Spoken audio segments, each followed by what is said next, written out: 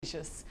Vamos ao cenário internacional. O primeiro-ministro de Israel, Benjamin Netanyahu, afirmou ter ordenado às Forças Armadas que ampliem ainda mais a área ocupada no sul do Líbano. Israel chama essa área de zona de segurança, mas integrantes do governo já falam em anexação do sul do Líbano. Segundo o Ministério da Saúde libanês, os ataques israelenses mataram 1.200 pessoas e deixaram mais de 1 milhão de deslocados. A ONU e países europeus alertam para agravamento da crise humanitária e possível violação do direito internacional. 3 jornalistas foram mortos em um ataque aéreo no sul do Líbano enquanto cobriam o conflito entre Israel e o Hezbollah. As vítimas estavam em um veículo de imprensa identificado quando foram atingidas. O exército israelense confirmou o ataque e disse que o alvo era um dos jornalistas a quem acusa de ligação com o Hezbollah, sem apresentar qualquer prova. Autoridades libanesas classificaram o episódio como violação do direito internacional e vão levar o caso ao Conselho de Segurança da ONU. Em outra frente, soldados israelenses foram acusados de agredir e deter uma equipe da CNN na Cisjordânia. Aliás, essa jornalista que foi morta, ela já tinha perdido vários membros da família dela ao noticiar os ataques israelenses ao sul do Líbano. Já tinha mostrado em TV o colete em que ela quase foi atingida, o colete à prova de balas, e agora ela é morta de fato por Israel, uma jornalista que fazia cobertura desse momento de ataques e de invasão ao sul do Líbano. Vou conversar sobre tudo isso com o professor Lejene Mirhan, analista internacional, sempre com a gente aqui às segundas e às quartas. Bom dia, professor. Tudo bem, querida Thalita? Boa tarde já, boa tarde aos nossos queridos telespectadores da TVT. Tudo bem por aqui? Boa tarde, é verdade, 12h14 agora. Professor, vamos lá, atualizações sobre a guerra e suas impressões nesse momento. A guerra lá dos Estados Unidos contra a República Islâmica do Irã completou sábado 30 dias, então estamos no 32º dia. O Irã tem feito avanços progressivos assim e tem obtido algumas conquistas militares pontuais, mas não são pequenas as conquistas militares do Irã.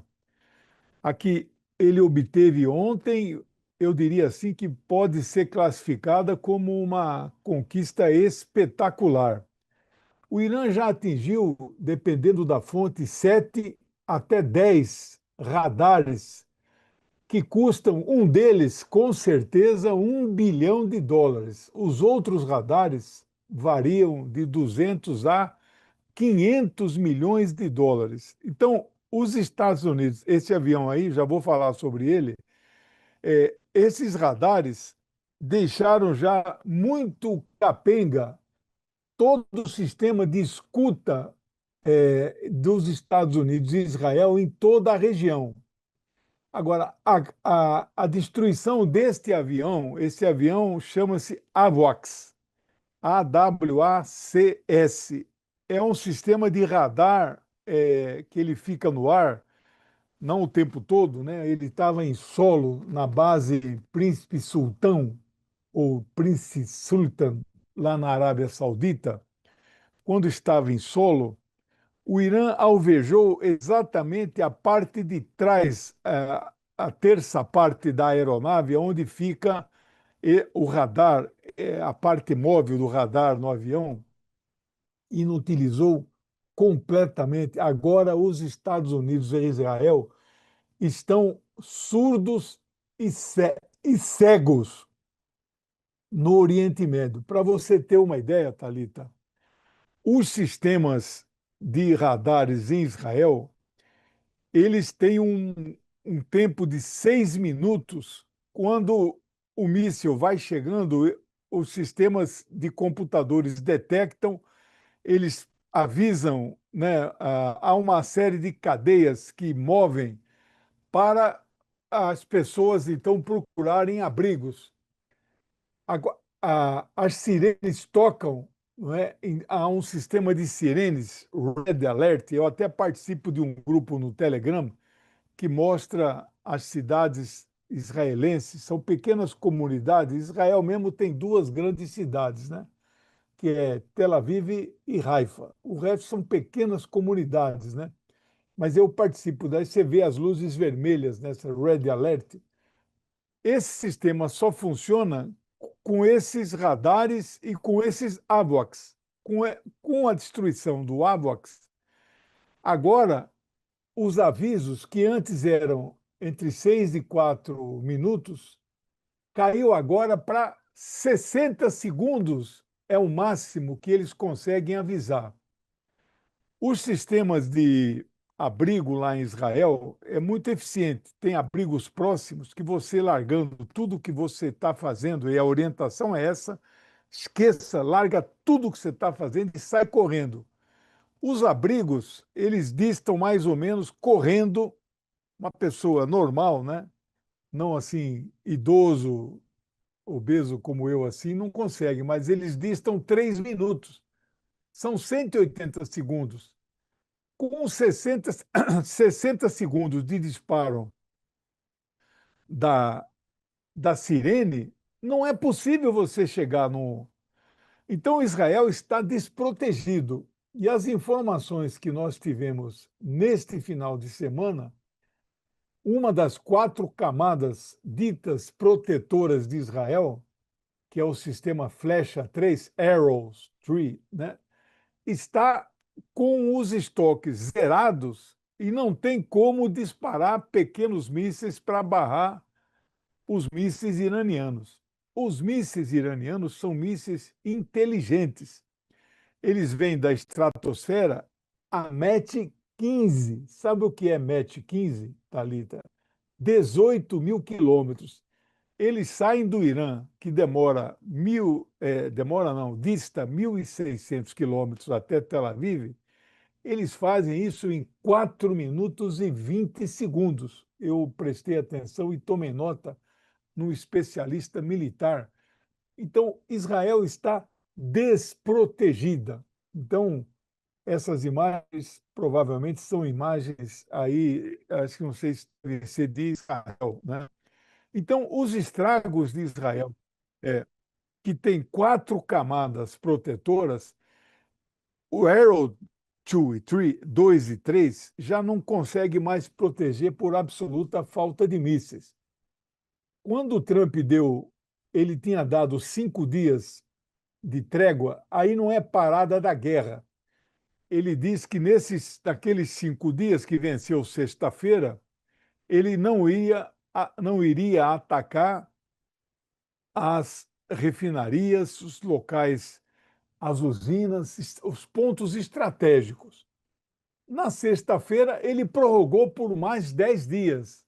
Ou seja, o Trump está em uma certa dificuldade estratégica, porque ele está com o estoque de mísseis muito baixo, né? Ele está recolhendo o míssil Patriot, que é os mísseis mais populares dos Estados Unidos, está com um estoque crítico.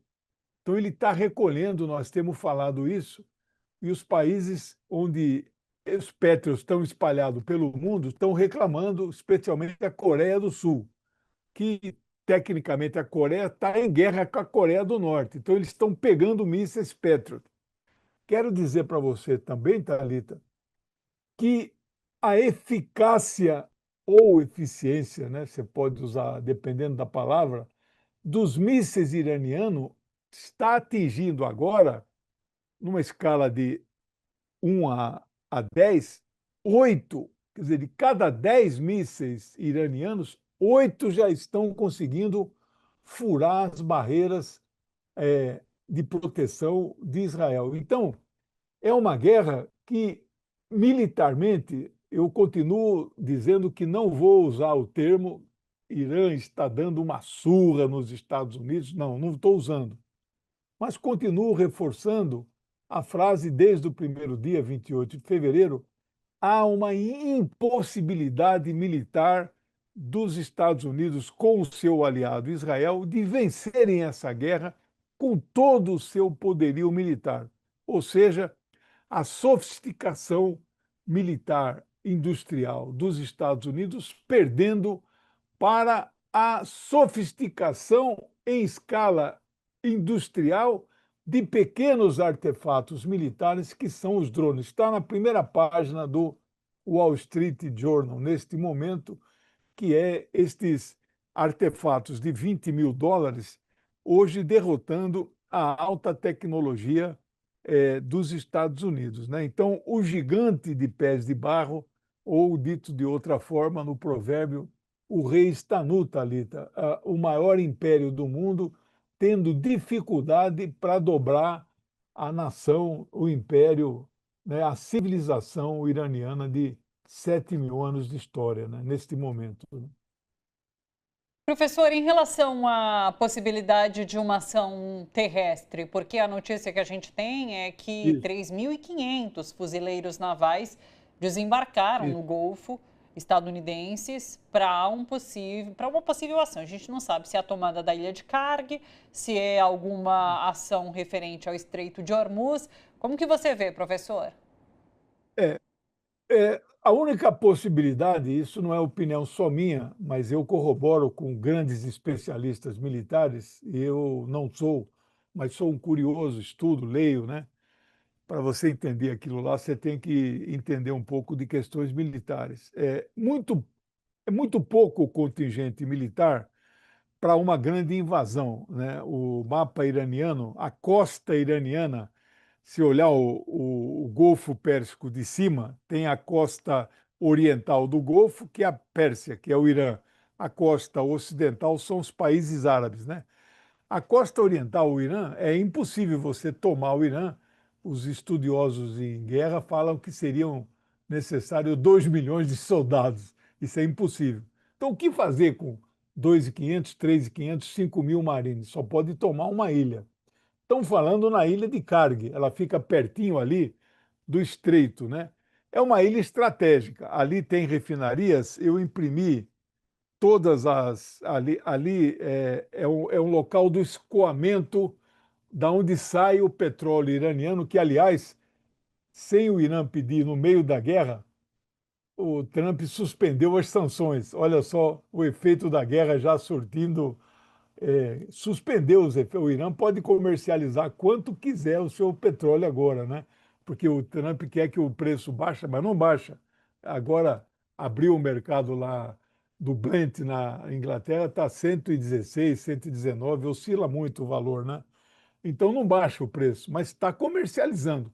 Então da ilha ali de carga sai, mas não é só o petróleo bruto que sai, sai também muita coisa, porque ali tem refinarias, ali produz enxofre, ali produz nafta, ali produz querosene de aviação, então tem também refinaria. É uma ilha estratégica, mas tem bases militares. Ali, então, ali é tudo, né? Tem um contingente grande de soldados. Eu quero ver, Talita, ele então tomar aquela ilha, né? Os soldados esses marines, são homens muito bem treinados da elite. Eles estão dentro do destroyer, o USS Trípoli, né? Eles estão ali dentro olhando de longe assim a ilha, né? Eles não sabem o que fazem, Talita, porque é muito arriscado o desembarque.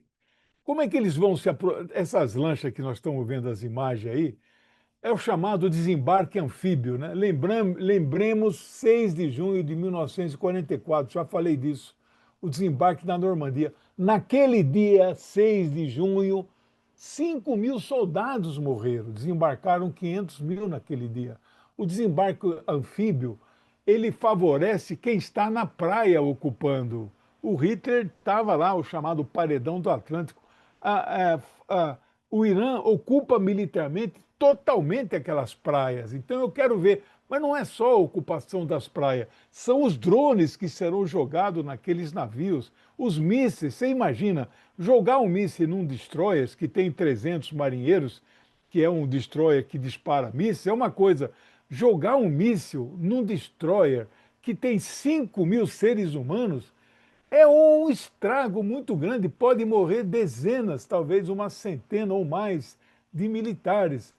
Então, esse é um risco que será que o Trump vai topar? Eu tenho sinceras dúvidas e eu não sei se ele vai mesmo ocupar essa ilha. Ele está falando em negociação.